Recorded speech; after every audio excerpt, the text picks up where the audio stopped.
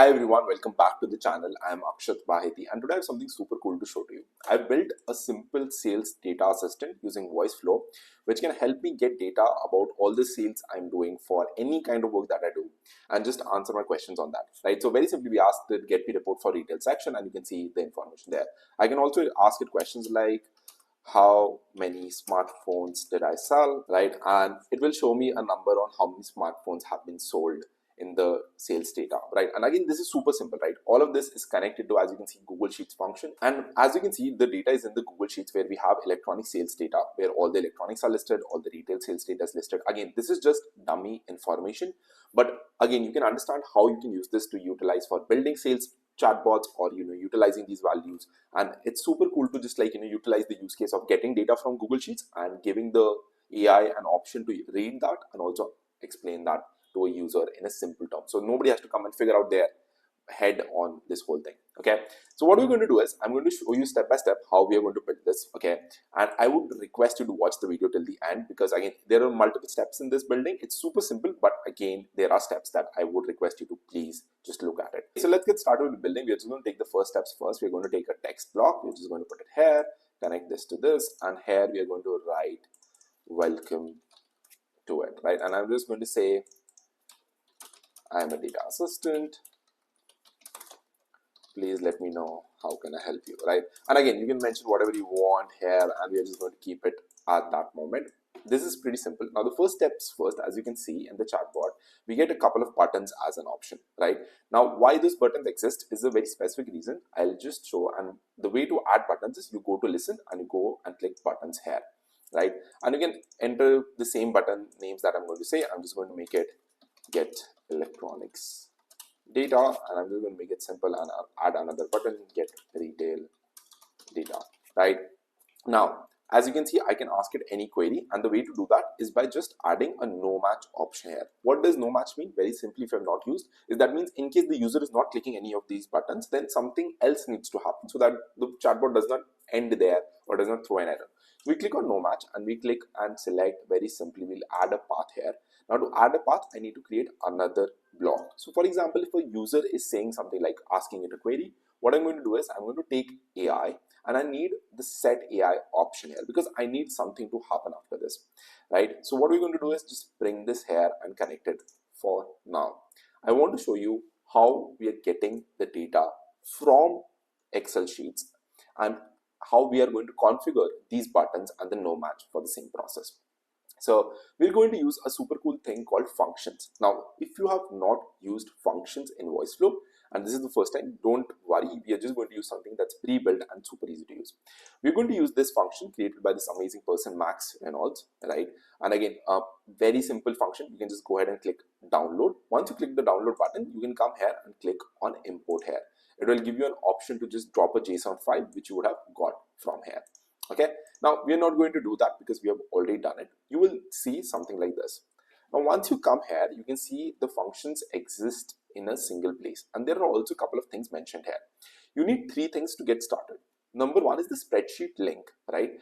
Then you need the range or the sheet name and also the Google Sheets API key. I'll show you how can you get the API key. Now again, to get the spreadsheet link is pretty simple. You can just simply copy paste the spreadsheet. The one thing that you need to remember is that you need to share this into public. So this needs to be anyone with the link should be able to access it. Okay, and that's the only way it can access that information. If you want to do probably an authentication and everything else, you can do that. There are pretty much a lot of videos on that, but for our requirements, we are just going to keep it with anyone with the link should be able to access this.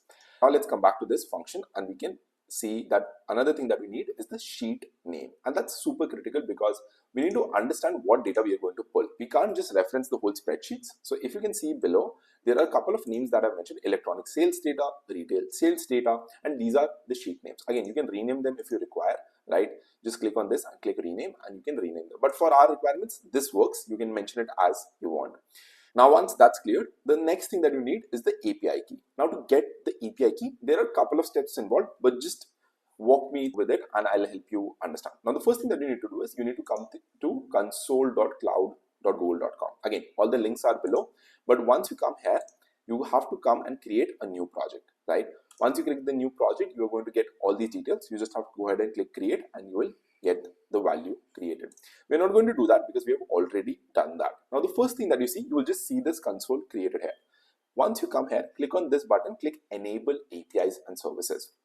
Why is this important? Because when you're creating a project in Google, it does not know what access do you want. You might need access to all the APIs, you might need access to just one API, which is our case. So what we're going to do is, we're just going to search Google Sheets, right? And you can see Google Sheets API comes up, and we can go ahead and click on this. Once you click on this, you have to click the button enable. Now I'm saying manage or try this API because very simply I have already enabled it. But only thing that you have to come here and click enable. Now once that is done, we'll just click here, come back to our project and click on APIs and services. Again, on the left hand side, you will see a couple of options. What you need to go ahead and click on credentials. Now the only thing that you need to do is come here and click on create credentials.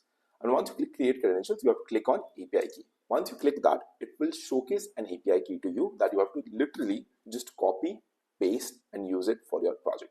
This is the API key. Again, I have hidden a lot of it, but very simply you have to just click on this button, copy and take it to your Voiceflow bot. So once you do that, everything is ready. Just start setting this up. Okay. Now that we have all this ready, we're just going to come here and go to functions. You have to come to dev block and select function. Okay. So we're just going to bring this to function and select an existing function. Again, this might have multiple lists if you have imported multiple functions, but for our cases, we just have one function and we're going to use that. Now, what you're going to come here is just simply copy this value, come here, paste it, right? Come here and select the range. Now, I don't want to select just one sheet, so I'm going to keep this blank just for now. Now, for the API key, I'm just going to get an API key, paste it here again, and as you can see, we are going to map an output variable. Again, where do we want to store the data that we're getting from the Google Sheets API and bring it here? Okay, so this is pretty much what you need to do for a function, but there are two things that are still missing and we're going to cover that. Now, once you see that I want to connect this line to here and this data to here, okay, all the data exists in a specific sheet. So if someone is referencing to electronic sales data, I want them to literally just use the same value. So what I'm going to do is, if someone mentions this, I'm going to click on action, right? And I'm going to do one thing called set variable. What we're going to do is, we're going to select a variable that I've created. It's called sheet name, right? And you can go ahead and create a new variable here if you want to, but we're just going to select a variable sheet name and just select, come here, sheet name, and then we're going to write the value that I want it to refer to. For example, if someone clicks get electronics data, I want electronic sales data to be referred. So I'm just going to copy the sheet name, press it here, and again, if you're entering a string, use double quotes and input this here. That's it. Once this is done, you can come back here and connect this here. The same thing we're going to do for retail data. Very simple. Come on action, select set variable. We are going to select again the same variable because we are going to just refer one sheet at a time. Again, come back here, copy paste the name of the sheet, use double quotes and press it in. Okay, done. Super good. Now you can come here and bring this back to this place. Now once you have this, now your range or the sheet name, you can just use a variable here. You can just select sheet name, and now you have a dynamic function ready. So now whatever button the user clicks, it will go ahead and fetch that data from the Google Sheet. Make sense, right? Now the last thing that we have to do is probably create a variable to get the last data. So I already have a data field called sheet details, right? Again, you can mention it output, you can mention whatever. You just have to create another variable to get the data from the sheet in a single place. Okay, we're just going to keep it here ready. Now the next thing that we want to do, and that's in the AI step, let me just mention this to red and get sheet name. What I want to do is, I also want to dynamically get the sheet data, right? So I'll come back here and I'll say get sheet details, right? And I'm just going to enter a prompt here to get the sheet information based on the query that the user is inputting. So as you see, I input a query, how many smartphones did we sell? I'm just going to make sure that it can understand that prompt and get me the right sheet name. So for that, let me just do one thing. And again, I've just input the prompt. The prompt is pretty simple. It's pretty straightforward. Check if the user is asking for a specific set of data, if they are asking for a query, and then based on that, extract the right value. Now, if you see, you have access to the following sheets is blank. I want to create a variable here which simply refers to all the sheets that I have in my Excel file, in my sheets file, because again, that makes sure sheet names, right? Or we are going to write sheet file names, and it's going to create that as a variable, right? And in that file names, I want to mention electronic, sorry, I need to go to default value, electronic sales data, and I'm going to write retail sales data. Right now, why we are doing that? Because we want to ensure that AI knows which sheets it has to pull data from, right? And we're just going to click create variable. Again, the best thing with this is you can change these values if you have more sheets, if you have just one sheet, or if you have 100, and the AI will always know it as a variable. Okay, now the last thing that we have to do is select the variable that we want to mention this, and we are just going to mention this, and we are just going to mention this in sheet name, and that's it. Okay, this is done. What we can do is simply come connect here. Now this is technically ready to get all the data from the Google Sheet and bring it here, right? But it still is not going to do anything other than that, right? It's just getting the data. The next step that we want to do is we want to again come back here and response AI, because yes, we have got all the data, but now we want it to respond using AI. So we take this, if it is a success, the data pull, we come here and we're going to write a simple prompt. Now again, I've just copy pasted a very simple prompt and I'm going to explain it to you. You have all the data requested by user present here. Now if you see, right now this AI prompt does not know where the data exists. So what we have to do is, as you saw in the last value, we declared a variable where all the last data is being stored, right? Now again, based on this, I've just input a very simple prompt, and the first line in the prompt is you have all the data requested by the user present here. Now again, it does not know where the data is stored. So as you can see, we have a variable mentioned here, right? I have changed this variable to be named sales data just for making sure that it's cleaner and much better. Okay, so sales data is the variable that where we are storing all the data that we're getting from the Google Sheet. So once it pulls the data from Google Sheet, it's going to store everything in sales data. What we're going to come is simply just come here, mention that variable, right? And that's it. And once it's mentioned, the next thing that it needs to know is what the user is asking for. So for example, if I'm asking a question about smartphones, it needs to know that I've asked that question. So for that, we're just going to come here and select last utterance, because as you can see, the last question from here needs to come here. Now that last question could be get electronics data, that last question could be get retail data, it could be either of that. Right? Now after that, it is more or less a personal choice on how you want to respond to the user. For me, I've given it a very simple response that if the user is asking for a detailed report, that is either get electronics data or get retail data, always respond with these three things: the top performing product, the lowest performing product, and the total sales value. And if the user is asking for a very specific question, always strictly respond with just the final answer. That means just tell me if 100 smartphones were sold or not, or something else. And one thing that I always add is strictly just use the data mentioned, because AI hallucinates a lot. So you want to make sure that it is restricted. Now, if all of that is done, right, and everything is good to go, you should be like, the bot is complete, right? Technically, yes, right? We can use this and go ahead. Okay. So, but one more thing that we want to do is we want to also log the interactions that we are having. So if you are using it for your business or anything else, you want to know what people are asking for, right? Because that helps you do a bit more work and also helps you understand which reports can you focus on.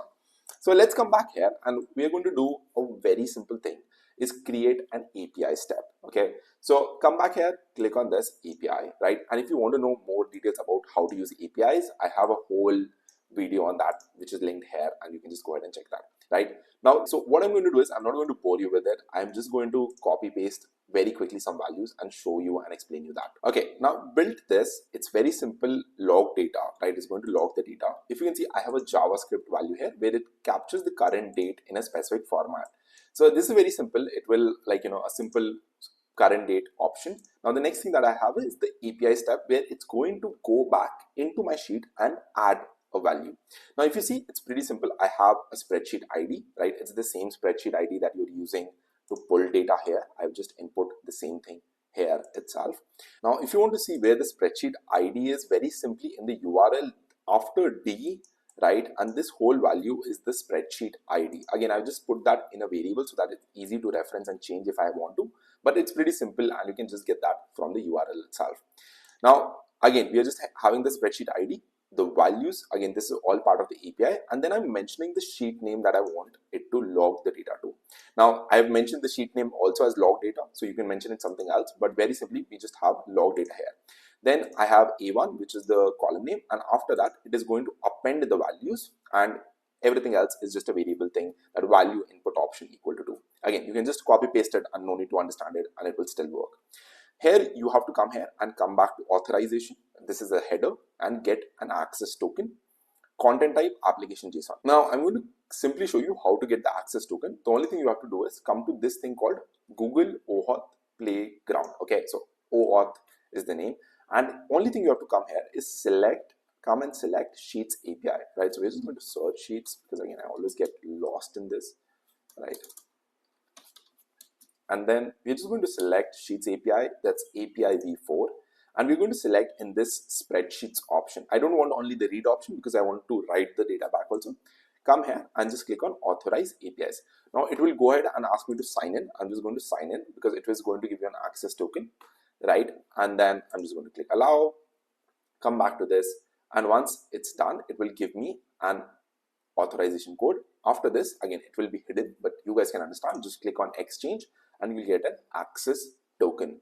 Now, if you can see that this access token is going to expire in around an hour, but again, you can add a value on how to refresh it automatically. I'm not going to cover in this tutorial, but you can go ahead online and how to get an access token for a longer period of time. So only thing that an access token is this. Again, you can check that for your reference and input that value. Okay, once that is done, we are completed with the whole chatbot, right?